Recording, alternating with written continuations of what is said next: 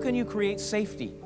Let me just share one life-saving experience that I had to illustrate this point in conclusion. I found myself a few years back in an airport in Bangladesh. I had just finished a week's worth of work, and I arrived at the airport and my heart sunk. The airport was crammed with people. Obviously, the computers had broken down, and so people were being managed manually, and the line was moving slowly, and I start to worry, am I going to make my flight? Well, I got in the back of the line and start shuffling forward, and about an hour into it, I'm starting to get hopeful, and this woman comes across the lobby with a cart covered with luggage and pushes her way in line a few people ahead of me. She didn't know who she was messing with. And it wasn't me.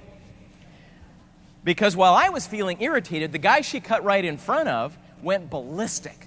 He went bananas. He said, "You get out of line!" And she said, no, I have to get in line. I've got to make this flight because my kids are going to be at the airport. Please, please. And he says, "You get out of line!" And he pushes the cart.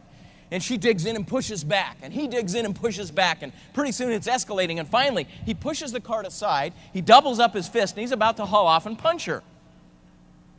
I'm standing about 5 people back in line, and I think to myself, I've got nothing better to do. I think I'll get involved.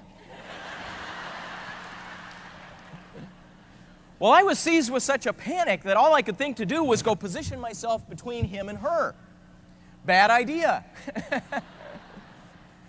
The first thing I saw on his face was this look of confusion, but then it was this white-hot rage. His eyes are bugging out of his head. His fist doubles up even more.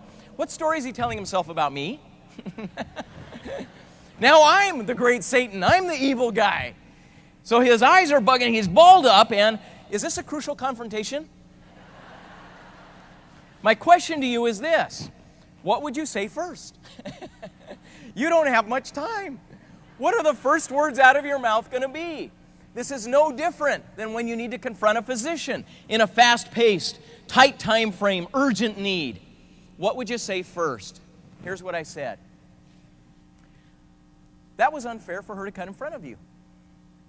She shouldn't have done that. You've been standing here in line for over an hour, as have I, and she cuts right in line in front of you, and that's unfair.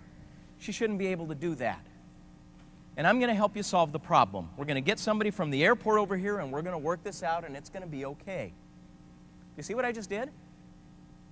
All I did was create safety. The first thing you have to do to help somebody feel psychologically safe is make absolutely sure that they know 2 things. Number 1, that you care about their problem.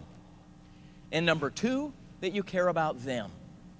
When they know that from you, they'll let you say anything that you need to say. They will. Including a doctor who you need to challenge about a diagnosis, or a peer. If they feel safe, they'll listen. They may not agree with you, but they're going to listen. And that's our chance. An amazing thing happened when I said that to him. His hand went down. His face turned back to a normal kind of expression. His eyes got smaller. You see what just happened? He's now safe. And then I said, and you don't get to hit her. I'm not going to let you punch her. But we're going to solve the problem. And you know what? He was okay with that. He was all right with it because he felt safe.